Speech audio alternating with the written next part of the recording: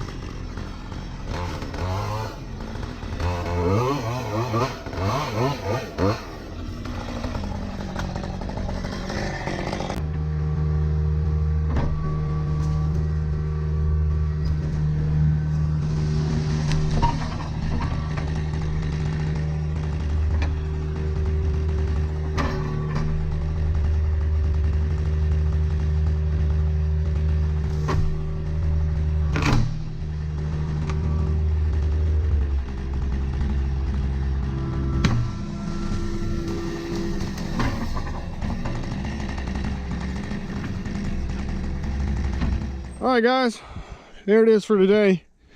So we got this embankment kind of regraded, rough graded here, and we got most of the small trees, even some bigger ones too, taken out, and got it cleaned up. It looks a lot better. And then what I did also, I brought the XC5 with me as well, and I didn't film this part of it, but I brought the brush cutter through here and just kind of cut down all these vines and just kind of process as much of this material as possible to kind of grind it down and chew it up. Obviously a little drum head on that thing probably would have been a little better for some of these stumps and stuff like that. It'd have worn your teeth out, but it would have worked. But no, all this turned out really well. Really happy. And came all the way down here, and we cleaned this edge up down here as well. And there's still a couple little stumps to be ground down, cut down, and she's gonna grind them. We made a little ramp here, took out this tree here. It needs a little bit of dirt. I think she's gonna put some of the wood chips from all this stuff when it gets chipped up. She's gonna layer that there. That'll work. But cleared that whole bank there, and everything looks good. We got, excuse me, I got all the trees kind of lined up here against the edge here, so she can still, for the most part, get through here. And then when the guy comes to chew up the trees, mulch the trees, he can just basically take them and just pull them in a line. He can just back his truck right through here, and then he can just feed them in as he backs up. So I think that'll be the easiest way for him to do it. I tried to make it as easy as I could, but we got this cleaned up.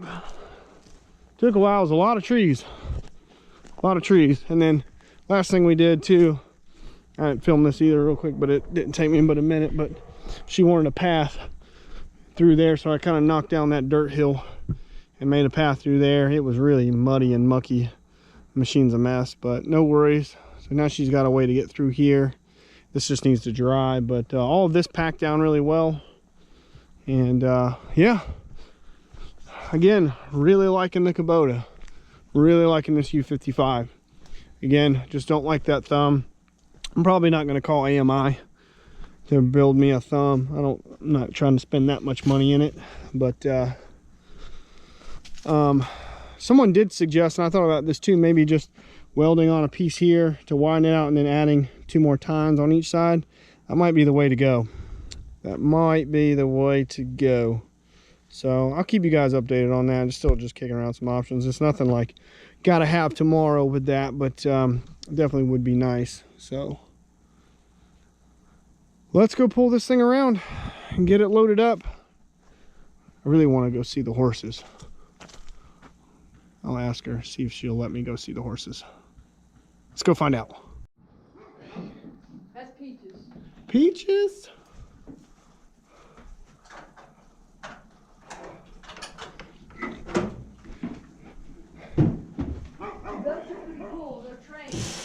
And who's this guy?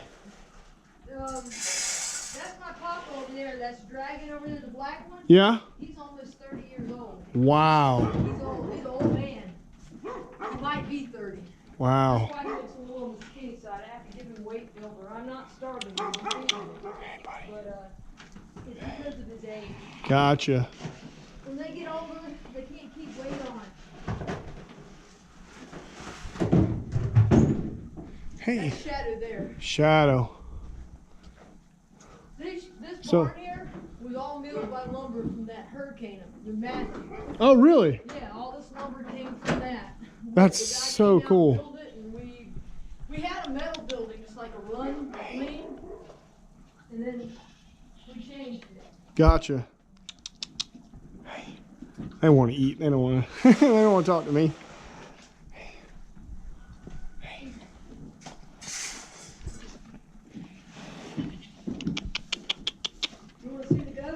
Yeah. So Peaches, Dragon, and Shadow. Yeah, we call Dragon Papa too. Papa. He's so old. That's so cool. He's sort of the Papa around here. We got the goats. Yeah. We just keep moving. I just gave him this area just the other day. I've got fence that I can keep moving them inside, but this part was already up, so it was really easy to block them. Hey guys. Yeah, they know I'm coming to get them. Come on, guys. Let's go. You hungry? Let me show you the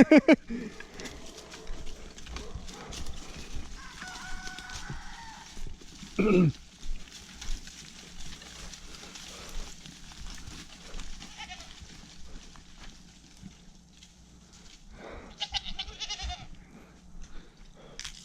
She's coming to get you.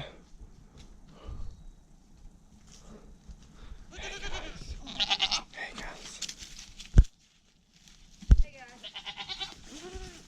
Drank some water, didn't you? All right, come on. Let's go. Let's go. Move it, move it, move it, move it, move it, move it. Little one's on the right, big one's to the left, or little one's to the left. There they come. Taking up the rear. Hey. That's Cam. You watch, they separate just like the wood pie. The little ones will go to one stall, the big ones go to the other. Ah. Hey guys. These three are first.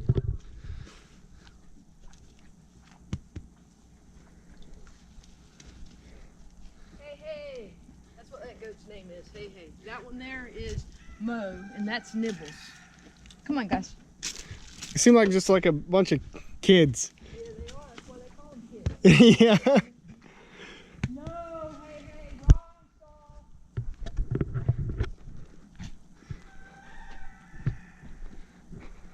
on, get your foot out of here. Get over there.